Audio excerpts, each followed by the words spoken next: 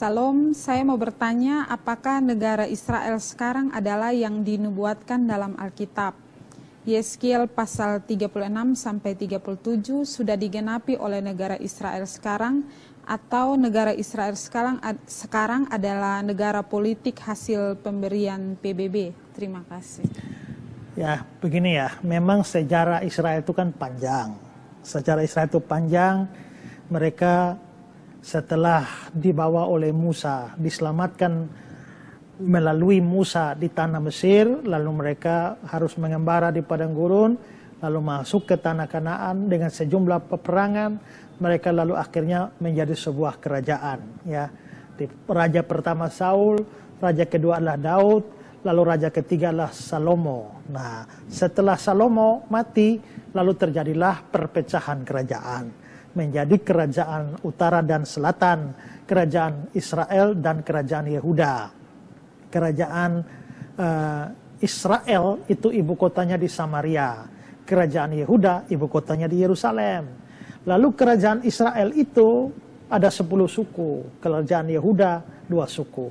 Yang kerajaan Israel 10 suku akhirnya dihancurkan oleh bangsa Asyur. Lalu dibuang ke pembuangan dan tidak pernah kembali lagi, hilang sampai hari ini. Sedangkan bangsa Yehuda itu dikalahkan atau ditaklukkan oleh bangsa Babilonia di bawah Nebukadnezar. Setelah menghancurkan Yerusalem, menghancurkan seluruh bait Allah yang dibuat oleh Salomo. Lalu bangsa Yehuda dibawa ke pembuangan, diserahkan ke berbagai tempat. Tapi 70 tahun setelah itu Tuhan bekerja. Ternyata Babilonia ditaklukkan oleh bangsa Media Persia. Nah, oleh bangsa Media Persia itulah melalui Raja Koreslah akhirnya bangsa Yehuda dipulangkan ke tanah air mereka.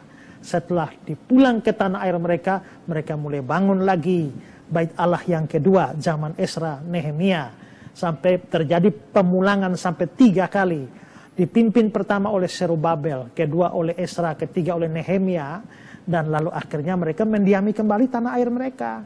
Dan terus berjalan, ternyata bangsa Media Persia pun hancur, lalu diganti, dunia dikuasai oleh bangsa Yunani, di bawah Alexander Agung.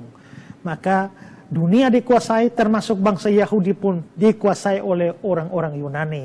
Belakangan bangsa Yunani rapuh dan hancur setelah kematian Alexander Agung, lalu berkuasalah dunia oleh Romawi.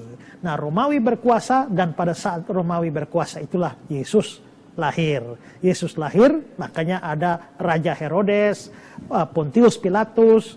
Nah, lalu Yesus hidup dan melayani sampai kira-kira tahun 30 sudah kembali ke surga.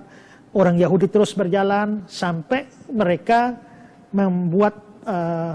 menyelesaikan pekerjaan renovasi Bait Allah II yang dilakukan oleh Raja Herodes yang agung, dan sampai tahun 64 ya. Lalu mulai tahun 70 karena ada pergolakan 60-an, pergolakan orang-orang Selot itu melawan orang Roma. Vespasianus itu akhirnya bertugas untuk menumpas semua pemberontakan orang Yahudi. Tapi ternyata karena pergolakan di Roma, Vespasianus harus kembali ke Roma. Ternyata sampai di Roma, Vespasianus jadi kaisar di Roma. Setelah jadi kaisar di Roma, dia ingat dulu dia mau serang bangsa Yahudi, tapi belum selesai, sudah kembali. Akhirnya dia kirimkan lagi Jenderal Titus, anaknya. Lalu akhirnya menghancurkan seluruh kota Yerusalem, bait Allah yang megah itu hancur lebur rata dengan tanah. Orang Yahudi dibuang ke segala macam bangsa sampai akhirnya seluruh wilayah Yerusalem itu rata dengan tanah, tidak punya apa-apa lagi. Dan itu tahun 70. Setelah tahun 70 bangsa Yahudi menyebar ke segala bangsa. Ada di Amerika, ada di Jerman, ada di Rusia, ada bahkan sampai Indonesia pun ada. Sampai daratan Cina, Tiongkok, ada semua. Di seluruh dunia orang Yahudi ada.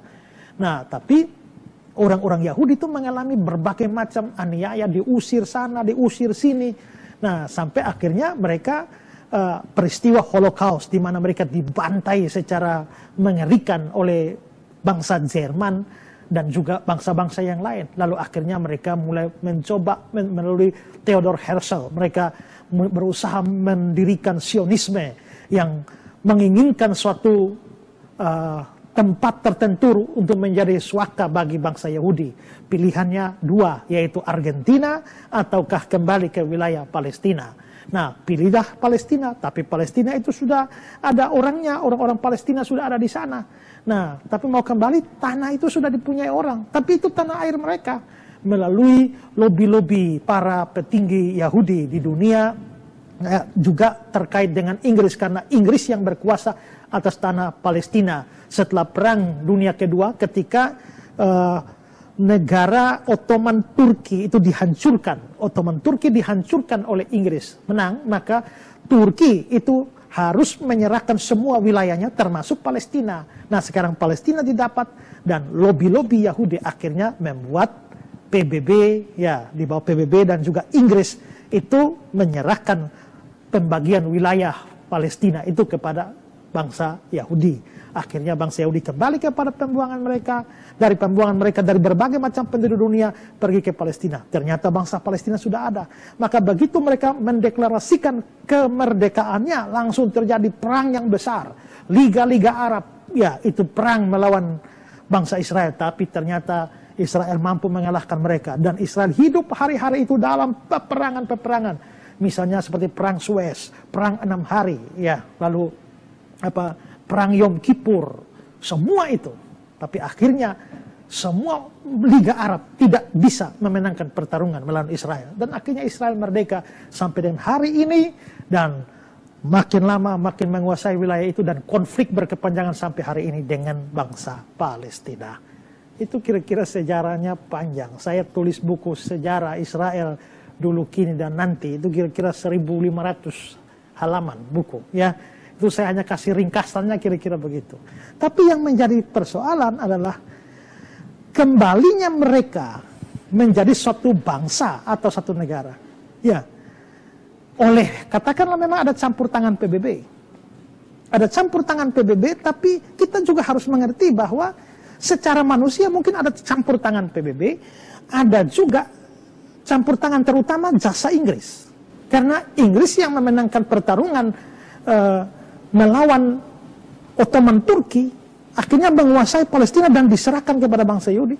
Secara manusia ya memang jasa Inggris, jasa PBB. Tapi dalam Alkitab segala sesuatu yang terjadi, terutama kembalinya bangsa Yahudi baik pada waktu mereka di pembuangan Babilonia maupun setelah dari 70 tahun. Bayangkan tahun 70 itu mereka hancur, baru kembali tahun 1948. Ya, hampir 2000 tahun itu.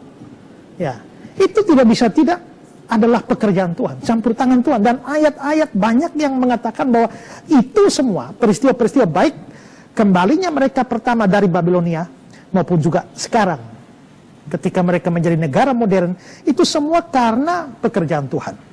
Misalnya ya, dalam Yeskiel pasal 36 ayat 24, aku akan menjemput kamu dari antara bangsa-bangsa dan mengumpulkan kamu dari semua negeri yang akan membawa kamu kembali ke tanahmu.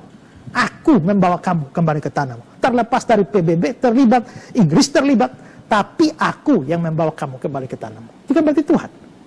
Lalu Yeskiel pasal yang ke-37 ayat 21 dan seterusnya, katakanlah kepadanya, beginilah firman Tuhan Allah, sungguh aku menjemput orang Israel dari tengah bangsa-bangsa, kemana mereka pergi. Aku akan mengumpulkan mereka dari segala penjuru, dan aku akan membawa mereka ke tanah mereka. Aku akan menjadikan mereka satu bangsa di tanah mereka, di atas gunung-gunung Israel, dan satu raja memerintah mereka seluruhnya. Mereka tidak lagi menjadi dua bangsa, dan tidak lagi terbagi menjadi dua kerajaan. Itu yang tadi saya sebut ya, utara dan selatan. Ayat 25, mereka akan tinggal di tanah yang kuberikan kepada hambaku Yakub, dan seterusnya. Ya, lalu Yeremia 16 ayat 15, sebab aku akan membawa mereka pulang ke tanah yang telah kuberikan kepada nenek moyang mereka. Lalu Yeskiel pasal yang ke-11 ayat 16-17, beginilah firman Tuhan Allah, walaupun aku membawa mereka jauh-jauh di antara bangsa-bangsa dan menyerahkan mereka ke negeri-negeri itu, aku menjadi tempat kudus yang sedikit artinya bagi mereka di negeri-negeri di mana mereka datang. Oleh sebab itu katakanlah, beginilah firman Tuhan, aku akan menghimpun kamu dari bangsa-bangsa dan mengumpulkan kamu dari negeri-negeri di mana kamu berserak, dan aku akan memberikan kamu tanah Israel. Lalu Amos pasal 9 ayat 14-15. Aku akan memulihkan kembali umatku Israel. Mereka akan membangun kota-kota yang licin, tandas, dan mendiaminya. Mereka akan menanami kebun anggur dan minum anggurnya. Mereka akan membuat kebun-kebun buah-buahan dan makan buahnya. Maka aku akan menanam mereka di tanah mereka, dan mereka tidak akan dicabut lagi dari tanah yang telah kuberikan pada mereka. Aku. Semua Tuhan. Jadi, terlepas PBB mau ikut campur, Tuhan yang bekerja melalui PBB. Apakah ada pengaruh Inggris di sana? Ya, Tuhan yang bekerja melalui Inggris. Adakah pengaruh lobby-lobby dari Zionisme? Ya, tapi Tuhan bekerja di balik semua itu.